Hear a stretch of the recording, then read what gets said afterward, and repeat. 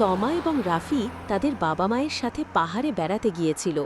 ভ্রমণের সময় পাহাড়ি রাস্তায় হঠাৎ তাদের গাড়ির সামনে একটি বিশাল ট্রাক এসে পড়ে, যেখানে তাদের বাবা মা উভয়ই মারা যান। তারপর থেকে ছোট্ট রাফি এবং তমা পলাশ শহরে তাদের মামার বাড়িতে থাকে। তাদের মামার ছেলে রাতুলও তাদেরই বয়সী ছিল এবং তারা তিনজনই তাদের দাদির চোখের মণি। ছেলে রাফি, তমা, তোমরা কি সারাদিন শুধু খেলেই যাবে? তোমাকেও তো কিছু খেতে হবে। না দাদি, আমি এখন খেতে চাই না। আমাকে আরো কিছুক্ষণ খেলতে হবে। তোমাদের সময় মতো খাবার খাওয়া উচিত। মেয়েটির এত ছোট বয়সে বাবা মা মারা গেছেন। এখন আমাকে এই দুজনের দেখাশোনা করতে হবে। মালিক, তুমি এটা কেন করলে? এসো মেয়ে তমা, ছেলে রাফি, এসো। আজ আমি তোমাদের দুজনকে নিজ হাতে খাওয়াবো। এই বলে দিদিমা রাফি আর তমাকে খাবার খাইয়ে দেন, কিন্তু রাতুল একা খাচ্ছিল, আর এই সব তার মাসি আরতি গোপনে দেখতেছিল। না না, আমি এটা আর সহ্য করতে পারছি না। ওরা দুজন এখানে আসার পর থেকেই আমার ছেলের সব কিছু ভাগ হয়ে যাচ্ছে। শাশুড়ি শুধু এই দুজনকেই ভালোবাসছেন। বাবা মায়ের সাথে যদি এই দুজনও মারা যায় তাহলে ভালোই হবে। আমার উচিত তাদের জন্য কিছু ব্যবস্থা করা, না হলে সে যখন বড় হবে তখন সম্পত্তিরও অংশ নেবে। দুপুরের খাবার খাওয়ানোর পর দাদিমা বললেন, রাফি, মেয়ে তমা, এখন বিকেলের সময় হয়ে গেছে। এখন তোমাকে স্নান করতে হবে। আজ আমি তোমাদের দুজনকেই নিজের হাতে গোসল করাবো। এই কথা শুনে আরতির মনে একটা খারাপ উদ্দেশ্য এলো। তারপর আরতি তাদের উঠোনে রাখা জলের ট্যাঙ্কের কাছে গিয়ে বলল, আমি নিজের হাতে ওদের স্নান করিয়ে দেব। আজ তাদের দুজনেরই শেষ দিন হবে। এই ভেবে আরতি কাছের বৈদ্যুতিক খুঁটি থেকে ঝুলন্ত একটি তার টেনে জলের ট্যাঙ্কে ডুবিয়ে সেখান থেকে চলে গেল। কিছুক্ষণ পর দাদি তন্ময় আর রিয়ার কাছে স্নান করার জন্য এলেন। এই নাও, আজ আমরা একটা সুন্দর স্নান করব। অনেক মজা হবে, অনেক মজা। ওরে ওরে, তোমরা দুজনেই শান্ত হও। আগে আমি গিয়ে দেখব পানি ঠান্ডা কিনা। এই বলে দাদিমা গিয়ে ট্যাঙ্কের জল স্পর্শ করে তারপর কিছুক্ষণের মধ্যেই জলের ট্যাঙ্কের কাছে বৈদ্যুতিক শক খেয়ে দাদিমা মারা গেল। তারপর তমা এবং রাফির চিৎকার শুনে মামি সেখানে আসে। ওহ ওহ ওহ, কি হয়েছে? আমি কি করতে যাচ্ছিলাম আর কি হয়ে গেল? আমি নিজের হাতে আমার নিজের শাশুড়িকে মেরে ফেলেছি। তার মামা সেখানে আসে এবং তার মাকে এই অবস্থায় দেখে সে কাঁদতে শুরু করে। মৃত্যুর পর আরতি বাচ্চা দুটোকে আরও বেশি নির্যাতন করতে শুরু করে। সে সব সময় তাদের বকাবকি করতে থাকে, তাদের ঘরের সব কাজ করাতে বাধ্য করে, এমনকি তাদের ঠিক মতো খাবারও দেয় না, কিন্তু তার ছেলেকে সুস্বাদু খাবার খাওয়ায়। মামিজি, দয়া করে আমাদের কিছু খেতে দিন না। আমরা অনেক বেশি ক্ষুধার্ত। আমার খুব খিদে পেয়েছে। সারা দিন শুধু খাবার খাচ্ছিস? সকালেও না খাবার খেয়েছো? সকালে খাবার খেয়েছি, সারা দিন এত কাজ করেছি। এখন আমার খুব ক্ষুধা লেগেছে। দয়া করে আমাকে কিছু খেতে দিন। একেবারে চুপ করে থাকো। যাও, সব বাসনপত্র ধুয়ে ফেলো। সব ঠিকমতো পরিষ্কার করতে হবে, তারপর খাও। না হলে তো। ওই দুই বাচ্চা প্রচণ্ড রোদে উঠোনে বসে বাসনপত্র ধুতে শুরু করল। তখন রাহুল সেখানে এসে বলল, আজ মা সুস্বাদু খাবার বানিয়েছে।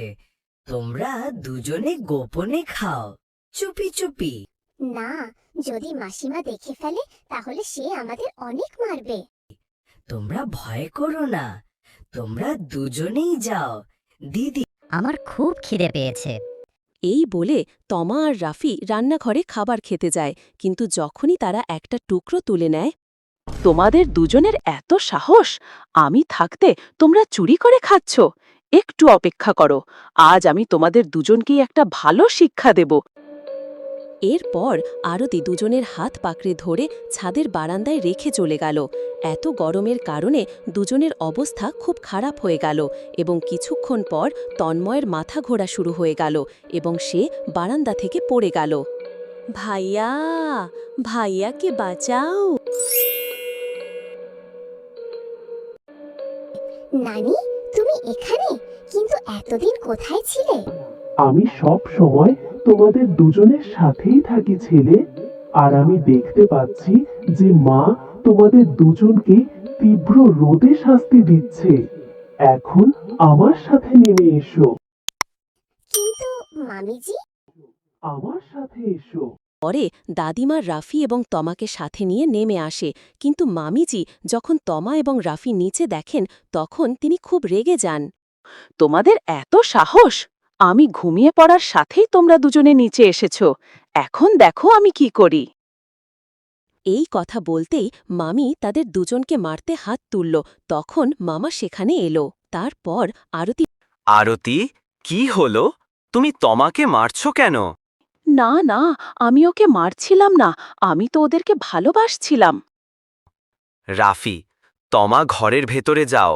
আরতি, তুমি তাড়াতাড়ি খাবার তৈরি করো, আমার ক্ষুধা লেগেছে। খাবারের জন্য বিভিন্ন ধরনের সুস্বাদু খাবার তৈরি করতে শুরু করল।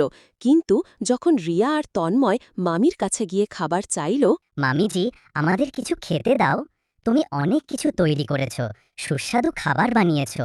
আমাদেরও কিছু খেতে দাও প্লিজ। ইচ্ছা তো দেখো, সুস্বাদু খাবার খেতে চাও? এই বলে মামিজি তাদের দুজনকে কিছু ভাত আর কিছু আটা দেন। তারপর রাফি আর তমা খাবার নিয়ে সেখান থেকে চলে যায়, আর তাদের নানি এই সব দেখতে থাকে। তারপর সে বলে, বদমাস বউ, আমাকে এই পৃথিবী থেকে সরিয়ে দিয়ে তুমি দুইটি ছোট ছোট বাচ্চার সাথে এত নির্যাতন করছো। এখন আমি তোমাকে একটা শিক্ষা দেব।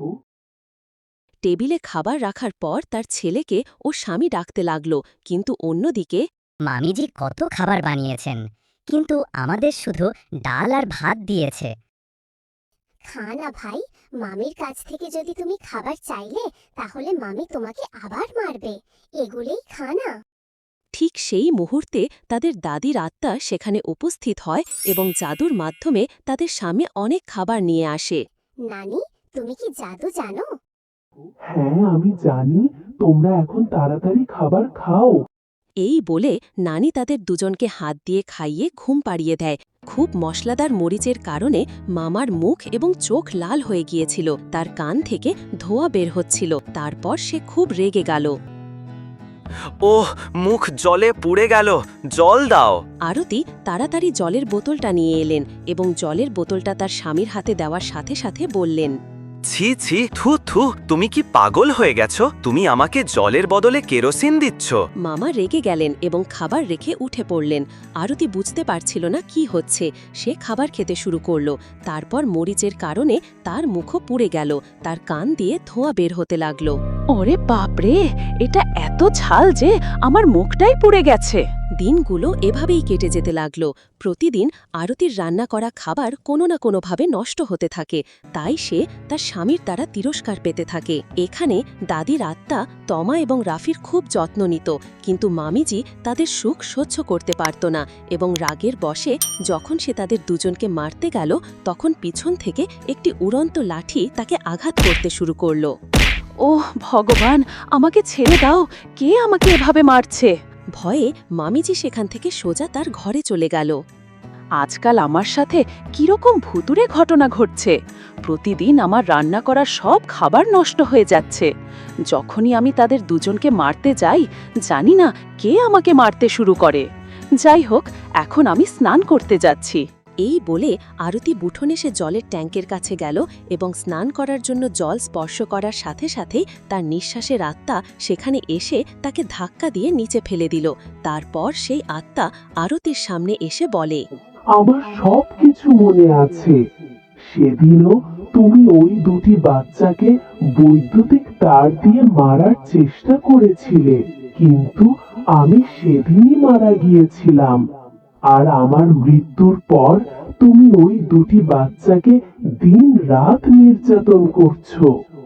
আজ তুমি দেখতে পাচ্ছ আমি তোমার সাথে কি করি।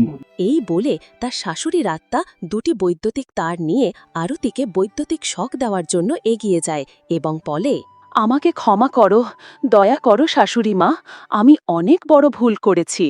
আমি আর কখনো এমন কাজ করব না। আমি হিংস্র বশবর্তী হয়ে এই ভুল করেছি। আর আজ থেকে আমি রাফি আর তমাকে আমার ছেলে রাতুলের মতোই ভালোবাসবো। ঠিক আছে, এটা মনে রেখো। এটাও মনে রেখো যে আমি সবার ওপর নজর। এরপরে মায়ের আত্মা মুক্ত লাভ করে। মামিও রাফি আর তমাকে তার ছেলের মতো ভালোবাসতে শুরু করে। তারপর সেই 3 ভাই বোন একসাথে বড় হতে শুরু করে।